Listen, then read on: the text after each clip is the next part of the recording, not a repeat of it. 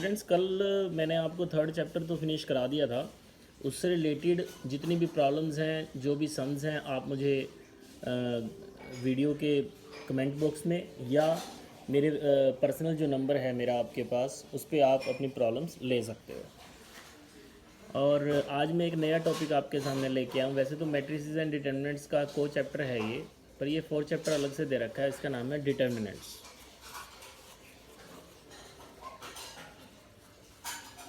Use तो वही रहेगा, कुछ वैसा ही रहेगा मैट्रिसेस की तरह ही। बस मैट्रिक्स में क्या होता है, इस तरह से ब्रैकेट होती है, और डिटर्मिनेंट में इस तरह से दो लाइंस होती हैं, जो कि आप शायद आपने पहले मॉडुलस के रूप में इसको पढ़ा होगा। वही मॉडुलस ही है ये। और मैं इसको डिटर्मिनेंट निकालना ना आपको एक छोटा सा एग्जांपल के साथ डिटर्मिनेंट निकालना बता देता हूँ। ए इज़ इक्वल टू, जैसे यहाँ भी ये क्या चीज़ है, ये एक स्क्वायर ब्रैकेट में तो मैट्रिक्स है, मतलब मैट्रिक्स रिप्रेजेंटेशन है। और यहाँ क्या चीज़ है, ये मॉडुलस रिप्रेजेंटेशन है। इसको हम डिटर्मिनेंट भी कहते हैं। क्या कहते हैं इसको? डिटर्मिनेंट। जैसे ए इज़ इक्वल टू क्या लिखा हुआ है, 3, 5 एंड 7, 2। तो अगर मुझे इसका डिटर्मिनेंट निकालना है तो मॉड ऑफ ए आएगा। तो 3 2 ज़ा, इधर की मल्टीप्लिकेशन में से इधर की मल्टीप्लिकेशन माइनस कर देनी है, मतलब 3 इंटू 2 और माइनस 7 इंटू 5। तो इधर की मल्टीप्लाई में से इधर की मल्टीप्लाई माइनस 3 2 ज़ा 6, 6 माइनस 7 5 ज़ा 35, 6 माइनस 35 आप कह सकते हो -29 इज़ योर आंसर। तो बच्चों, यहाँ मेरे पास ये आपके पास रहेगा। और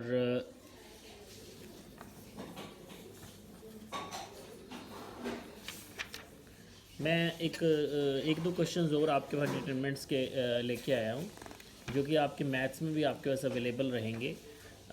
और इसमें से एक क्वेश्चन है आपके पास, ए इज़ इक्वल टू, अगर मुझे निकालना है, इवेलुएट करना है, कोस थीटा और माइनस साइन थीटा और साइन थीटा और दूसरा एलिमेंट कोस थीटा। मुझे इसका इवेलुएट करना है, डिटरमिनेंट निकालना है।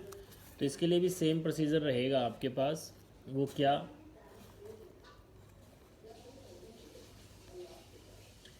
Cos theta into cos theta cos square theta और माइनस साइन स्क्वायर थीटा, क्योंकि इसके मल्टीपल में से मुझे इसका मल्टीपल माइनस करना है। Cos theta into cos theta cos square theta minus sine square theta, तो रिजल्ट मिलता है cos square theta plus sine square theta. Result कितना आ जाता है बच्चों? 1, एंड दैट्स योर आंसर। इस तरह के भी क्वेश्चंस आपको पेपर में मिलेंगे, इसमें डिटर्मिनेंट से रिलेटेड मिलेंगे कि if A is equal to 101 012 and 004, अगर ऐसा कुछ दे रखा है। और रिक्वायर्ड टू प्रूव क्या है मेरे पास इसमें, 3a का modulus is equal to 27 mod of a. आपको अगर इस तरीके से इसमें ए इज़ इक्वल टू दे रखा है 101 012 004, और रिक्वायर्ड टू प्रूव आपको करना है modulus of 3a is equal to 27 of modulus of a. ये मॉडुलस ऑफ ए क्या चीज़ है? ये डिटर्मिनेंट ही है बच्चों। तो मुझे इसको प्रूव करना है। तो सबसे पहले तो मुझे 3a निकालना पड़ेगा। अगर लेफ्ट हैंड साइड लेना है मुझे इसमें सबसे पहले, तो लेफ्ट हैंड साइड में क्या है? 3a। तो 3a का मतलब 3 को आप a से मल्टीप्लाई कर देंगे, क्योंकि a यहाँ एक मैट्रिक्स है। तो 3 को आप अगर a से मल्टीप्लाई करेंगे तो आप 3 बाहर लिख लें, 101 012 एंड 004। तो मल्टीप्लाई करिएगा, 3 1 ज़ा 3, 3 0 0, 3 1 ज़ा 3, 3 0 0, 3 1 ज़ा 3, 3 2 ज़ा 6, 3 0 0, 3 0 0, 3 4 ज़ा 12। अब आपको इसका मॉडुलस भी निकालना है। तो modulus of 3a is modulus of 3 0 3 0 3 6 0 0 and 12। Determinant निकालने के लिए बहुत इजी प्रोसीजर है, थोड़ा सा ध्यान से फॉलो करिएगा। क्रॉस मल्टीप्लिकेशन और चार्ज का इसमें एक इम्पॉर्टेंस रहता है। इसमें इसके ऊपर पॉजिटिव चार्ज लगता है, A11 के ऊपर, इसके ऊपर नेगेटिव और इसके ऊपर पॉजिटिव। यहाँ मैं R1 के अलोंग इसको एक्सपेंड कर रहा हूँ, एक्सपेंडिंग अलोंग R1, मतलब मैं इसका डिटर्मिनेंट R1 के अलोंग एक्सपेंड करके इसको निकाल रहा हूँ। तो 3 मल्टीप्लाई बाय 3 एलिमेंट आएगा सबसे पहले, और इस कॉलम को हम इग्नोर करेंगे और इस रो को इग्नोर करेंगे, तो आपके पास नज़र क्या आ रहा है 3 6 एंड 0 12। तो क्रॉस मल्टीप्लाई करेंगे और घटाएंगे, वही चीज़ मिल गई अब आपको, जैसा कि मैंने आपको यहाँ बताया था 3 5 एंड 7 2 में इधर की मल्टीप्लाई में से इधर की मल्टीप्लाई माइनस करना है। तो यहाँ आपका सेम प्रोसीजर मैंने आपको बता रहा हूँ। तो 3 6 0 12 12 3 36, तो यहाँ 36 आ गया।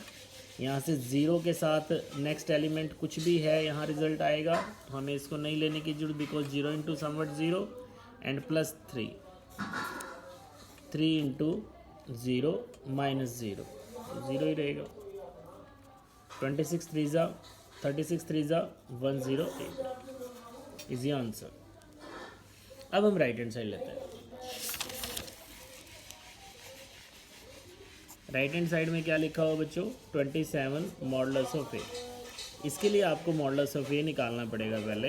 मॉडुलस ऑफ ए के लिए मॉडुलस ऑफ 101 012 एंड 004। यहाँ मेरे पास 1 मैं लेता हूँ, अगर पॉजिटिव है ये नेगेटिव है, वही positive same procedure will be adopted over here also to calculate the determinant of this matrix. तो 101 012 एंड 004, तो पॉजिटिव चार्ज आप इसको इग्नोर करेंगे, जिसमें अवेलेबल है ना, जिसका आपको आगे बताऊंगा, आपको माइनर्स और कोफैक्टर्स भी इसके बताऊंगा, बट उससे पहले डिटरमिनेंट के मामला आपको कंप्लीट क्लियर होना चाहिए कि R1 इग्नोर करनी है और जिसमें ये अवेलेबल है C1 अवेलेबल, C1 हमने इग्नोर करना है। तो बाकी क्या बचता है 1 2 0 4 4 1 जा 4 और माइनस 0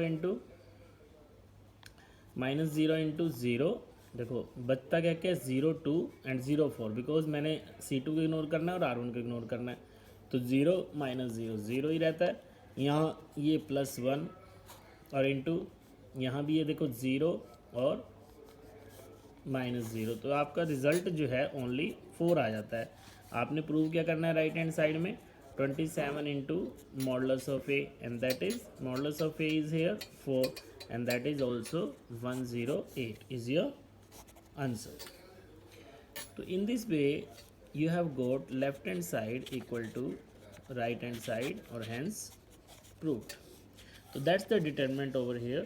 अब हम बातचीत करेंगे थोड़ा सा एक लाइट से एक दो सम एक्स की वैल्यूज से जो कंसर्न क्वेश्चंस हैं वो मैं करने की कोशिश करता हूँ आपके सामने। वो मैं आपको बताता हूँ। एक्स की वैल्यू निकालना, सॉल्व करना, सॉल्व का मतलब जो हमें पता नहीं है, unknown value, that is x और वाई और anything you can get over there in the sum. तो हम इसमें क्या करते हैं 2 4 5 1 ये दे रखा है एक स्टेटमेंट, इसको हमने इक्वल्स दे रखा है 2x and 4 and 6 and x। तो आप लोगों को इसका हमें x की वैल्यू निकालनी है, इसमें कुछ नहीं है, आपने क्रॉस मल्टीप्लाई करना है 2 1 ज़ा 2 2 माइनस 5 4 ज़ा 20 और equals to 2x into 2x 2x square और -6 4 ज़ा 24। 2 माइनस 20 कितना होता है बच्चों, माइनस का 18 और is equal to 2x square और माइनस का 24। ये -24 उठ के इधर आ जाएगा बच्चों, तो -18 + 24 इक्वल टू 2x स्क्वायर, -18 + 24 6 आ जाता है, is equal to 2x square और x square is equal to 6/2 and 3। तो x square is equal to 3, तो x की वैल्यू कितनी कितनी आ जाती है ±√3 and that's your solution. Is that students? तो you can solve all other sums also of this exercise from elements and NCERT. ठीक है स्टूडेंट्स, थैंक यू बच्चों।